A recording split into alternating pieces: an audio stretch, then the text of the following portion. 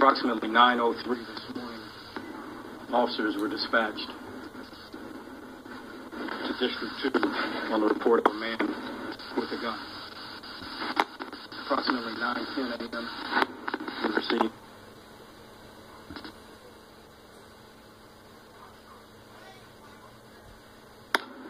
Officer Sonny Kim responded to the scene.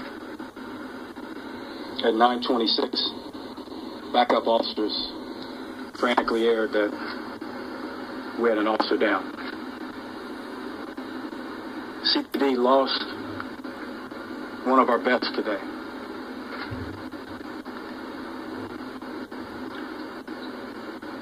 We lost a brother.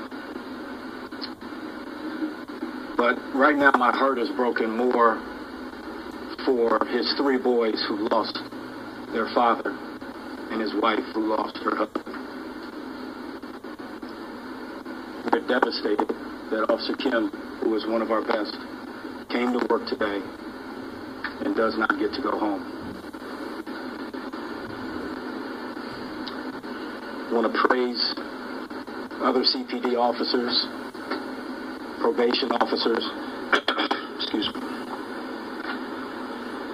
who performed valiantly trying to save Officer Sonny Kim, who is a 27-year veteran of the department.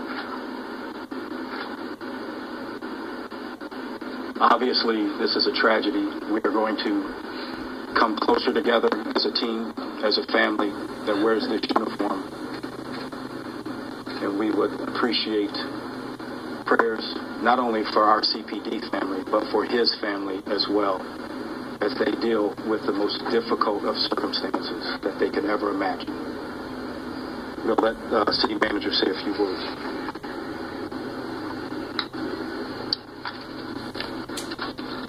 On behalf of the entire city administration, our thoughts, our prayers, and our condolences go out to Police Officer Kim's family and the entire CPD family.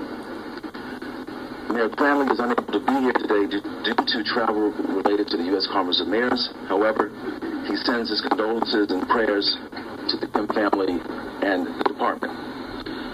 Police Officer Kim dedicated himself to serving and protecting the city of Cincinnati for 27 years. He has had a decorated career. This is a stark reminder that all jobs are not created equal. Our first responders, particularly our police officers and our firefighters, self-select themselves for these careers, which demonstrates selflessness and their willingness to serve and to put themselves in harm's way. Officer Kim and all other members of the department are extraordinary individuals with extraordinary courage. They have the courage and the convictions to do what many of us would not be prepared to do. And that is ultimately sacrifice their lives.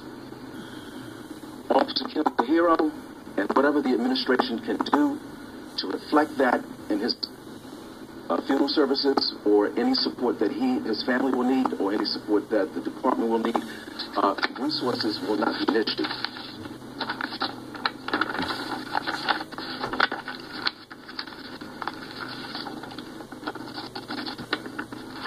Again, on behalf of the administration, we extend our deepest sorrow and condolences to his family and to the department.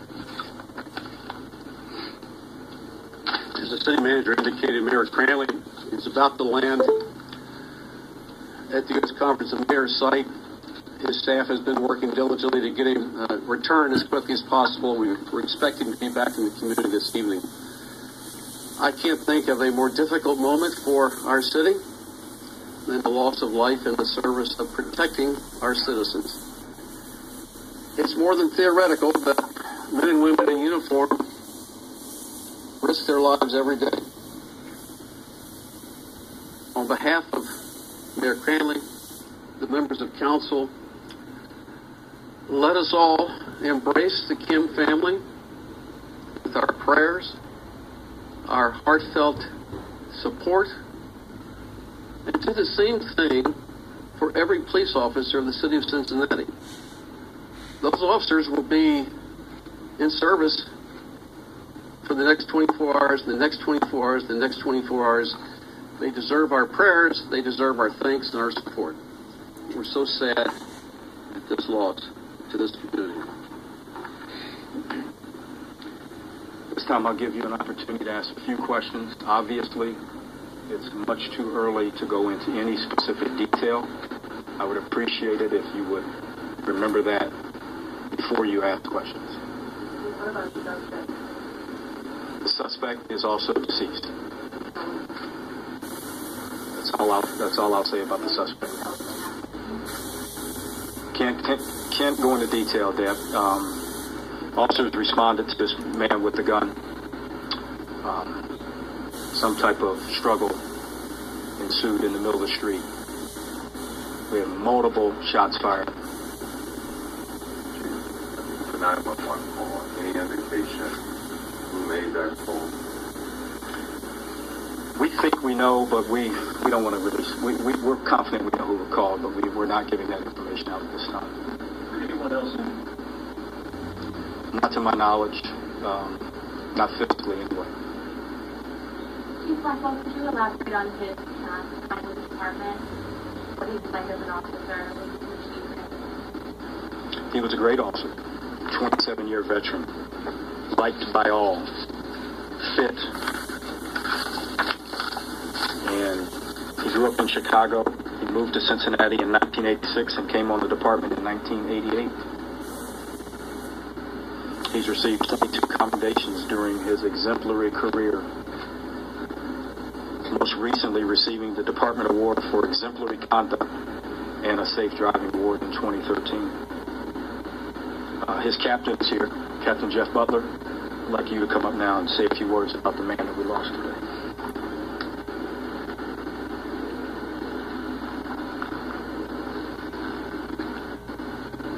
Sonny Kim was the consummate policeman. He cared about what he did. He cared about his people. He served his city. He made the ultimate sacrifice doing what he was brought to the world to do, and that was being a guardian and protecting people.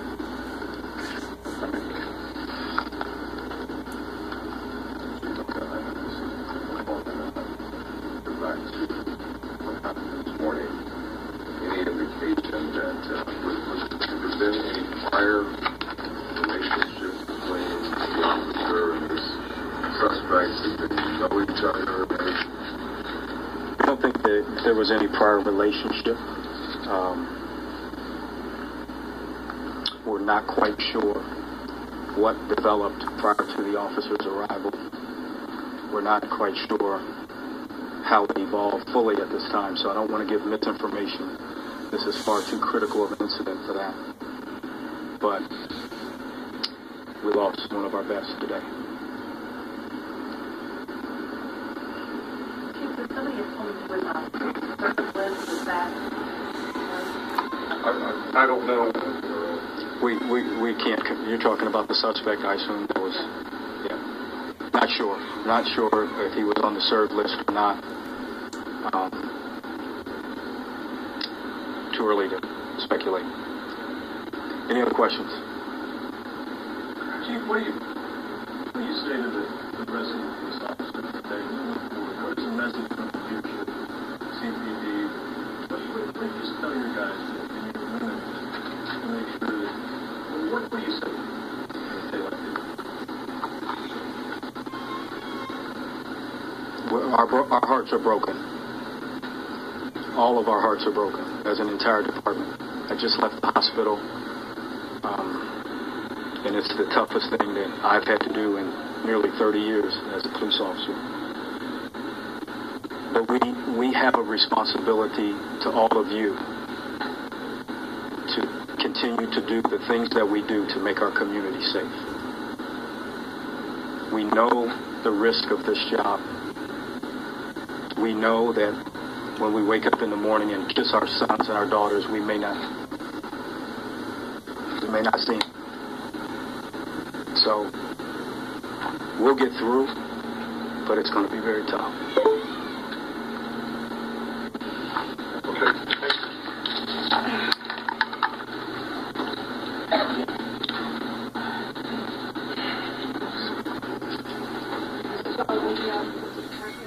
have been listening in live from Cincinnati Police District 1 headquarters to Cincinnati Police Chief Jeffrey Blackwell, bringing us up to date and confirming the absolute worst from a shots fired incident this morning in Madisonville. You see there Officer Sonny Kim, 48 years old, a 27-year veteran of the Cincinnati Police Department, killed in the line of duty. The chief brought that news to all of us again moments ago. He says we lost a brother, but right now his heart is broken for Officer Kim's family, his 3 boys. They lost their father, his wife, who lost a husband. He said they are devastated that he came to work today and does not get to go home at the end of the day. He also gave praise to other CPD officers and the probation officers who tried to the very end to save Officer Kim, again a 27-year veteran of the department, calling this a tragedy. Almost as a footnote, the chief reported the suspect is also dead. And that was about all he would say about that individual, was that the suspect is dead as well. Todd Dykes is here live in our studio to give us more perspective on what's just really been a tough day, Todd. Talk about powerful words from the police chief of Cincinnati. Boy, we're listening to that news conference. Couldn't help but feel the chills here in the studio as well. Just what he was talking about. Officer Kim, again, Lisa, as you mentioned, a 27-year veteran of the force, came to Cincinnati from Chicago in 1986, joined the department in 1988, had 22 commendations, one most recently 2013. Clearly a decorated officer, one that is going to be missed with the department. There is no question about that. Based on the tenor and tone of that news conference we just heard, City Manager Harry Black also joining in and saying that the city will do whatever it can to honor this hero, talking about when arrangements are made, and we will certainly keep everyone posted, keep everyone abreast as to those arrangements. Now, Lisa, you mentioned not much about the suspect. Again, that suspect is dead. That's the chief said, quote, that's all I will say about that at this point.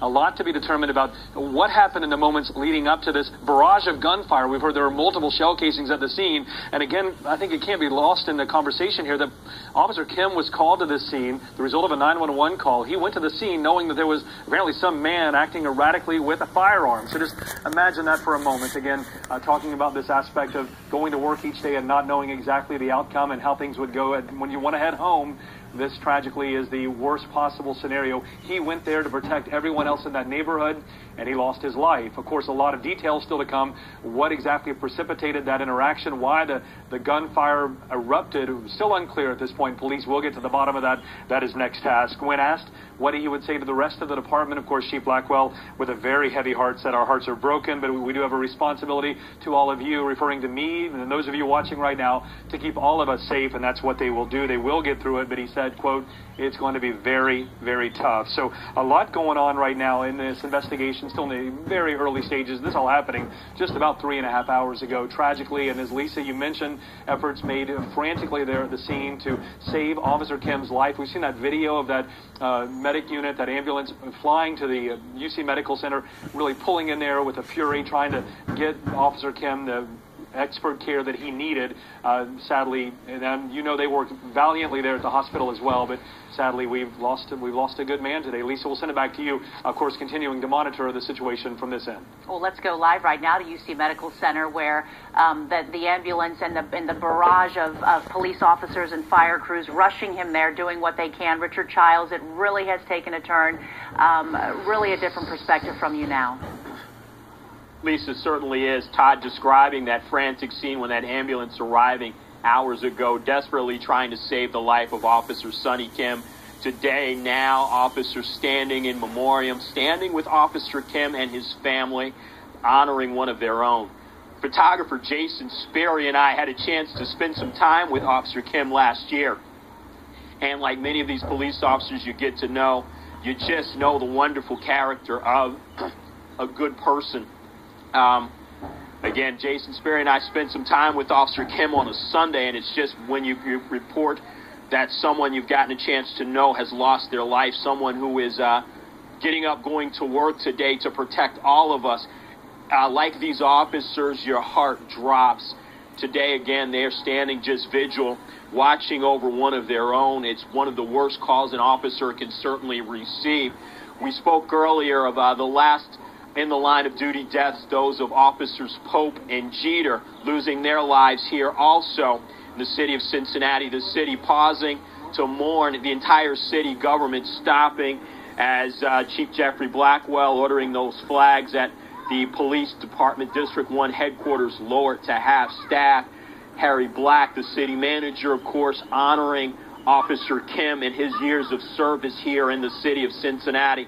All of Officer Kim's fellow officers from District 2, officers working today, coming on the job with Officer Kim, as Todd alluded, getting that phone call, getting dispatched, after coming to work.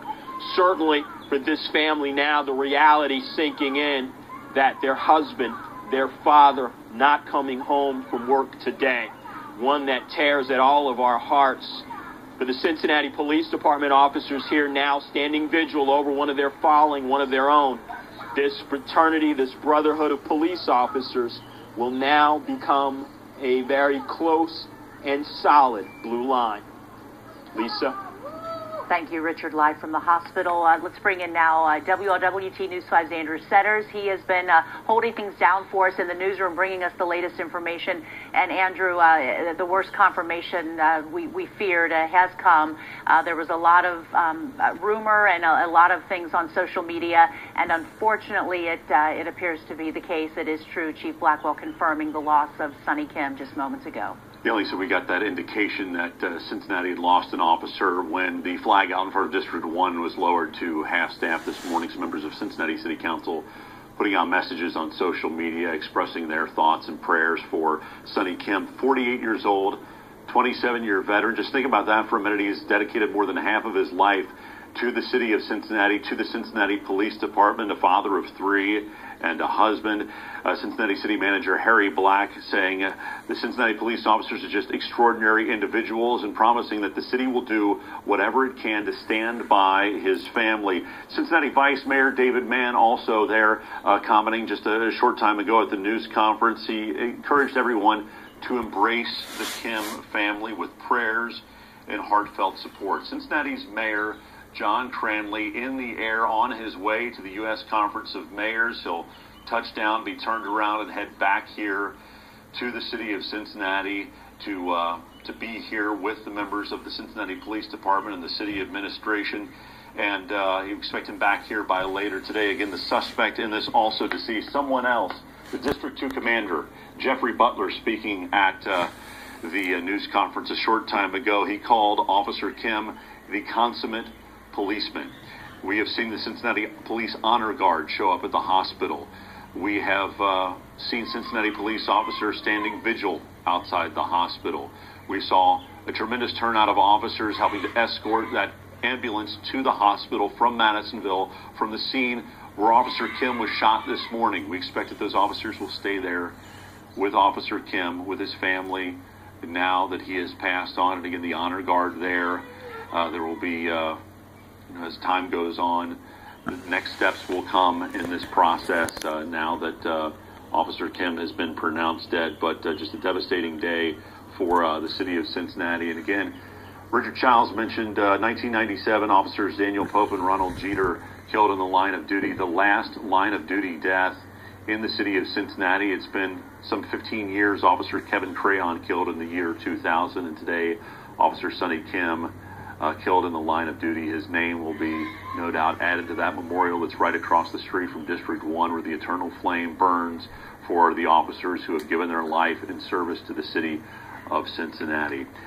Funeral to come with all of the pomp and circumstance afforded one of the first responders in the city of Cincinnati who gives their life in the line of duty. No plans yet on that.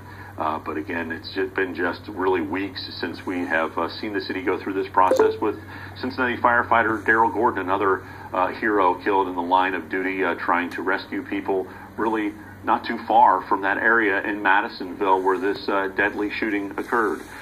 So a lot more information to come, a lot more information that the community wants and deserves about the exact chain of events that happened there this morning in Madisonville, but the police chief really not giving any information at this point about that, not feeling as though it's the time and place to talk about exactly what happened there. We know that the suspect also involved in trading gunfire with Officer Kim was killed as well, but his name has not been released. Lisa, a lot more information to come as we kind of go through the day here today. We'll send it back to you. All right, Andrew, thank you. Let's go live back to Madisonville, to the scene of all this that started to unfold, as the chief told us, at about 9:03 this morning at Wetzel and Rowe. News 5's Brian Hamrick is there, continuing our live coverage. Brian. Yeah, Lisa, well, it's driving rain here at the scene. There's been quite a bit of lightning, so we had to take down our live picture because of that. But here at the scene, officers who apparently began getting this information a little earlier, as they showed up on the scene, we would see officers patting each other on the back and hugging. And so it was apparent that they were getting some news that was very distressing to them. You could tell that just in their body language, of course, without any kind of official notification. You couldn't just assume that's what they had. But now, knowing that the death of the officer has been announced, this is apparent. This is what these officers are all going through. They're talking to each other. So this at the scene, as they keep this scene active. We see they've had crime scene vans here. I know there's a big, like a Winnebago that they have that they bring out on scenes, big scenes like this. They have that, and they continue to do this in the driving rain here. It's been steady on and off, but about now it's gotten pretty wet out here. So, but these officers continue to work through this. They continue to mark the evidence, and we've seen no less than about 50 evidence markers in the scene where this actually happened. So there's a lot of work to do down there. We know that the window of one of the officers' car shot out.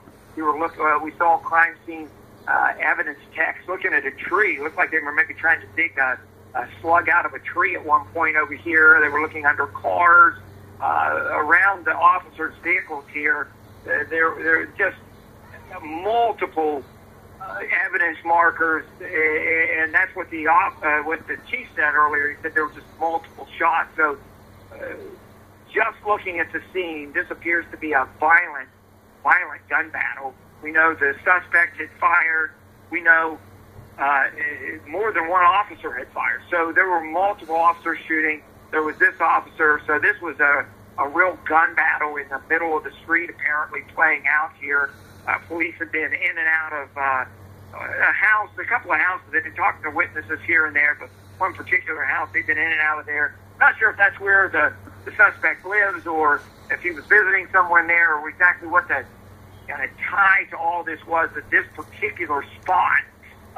But officers certainly had a lot of interest in what was going on there.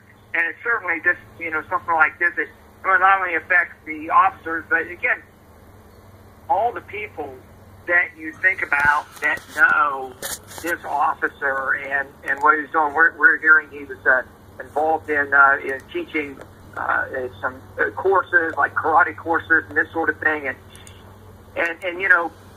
all the people who were involved in those activities and all of their families are all, touched by this. So, it touches the officers here at the scene, touches his family. And then again, there's all of these folks that are part of the community that a person like this touches that you don't even really think about to begin with until you start hearing the news kind of rattle around those different circuits and those people start talking about it and what this officer meant to them and how he even impacted their lives. You don't really think about how police and what they do on their off time, how they influence the community. But here's a guy that's been at it a long time and was doing other things besides what he did in uniform and having a positive impact on the community. So as this begins to settle in on the community, we'll hear more and more of those kind of stories as well. And as we said, just after the city dealt with the firefighter Darrell Gordon and what happened with him and all the folks that you learn and the lives that he had impacted around the area. And this is going to be a very similar kind of thing where we just hear more and more of these stories about how this officer had impacted his community. And when we'll hear more about the suspect and what his story is, and if we learn more about his name, But here at the scene, they continue to collect the evidence, and we've talked about this all day. This is a process, and it's going to be a long process, and the rain doesn't really help things much because, now they just have to do this. It just makes everything that much more difficult. You're working with electronic just evidence gathering devices. You've got cameras. You've got all kinds of things. You're trying to track down evidence now. Everything's soaking wet. You're trying to keep your gear clean. You're taking notes. You're trying to do all that in a driving rain. But the officers out here are doing it. They'll continue to do it, and they'll do it until the job's done. And at what point that comes is anybody's guess right now. I also wanted to mention something else. I talked with folks from the community council up here. The community council is going to have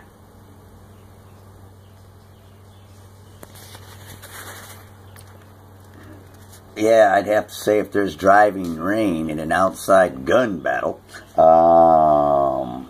that's it. Sounds to me like the crime scene's been contaminated and you're not going to get any evidence. So I guess you just have to find out what the suspect was doing. R.I.P.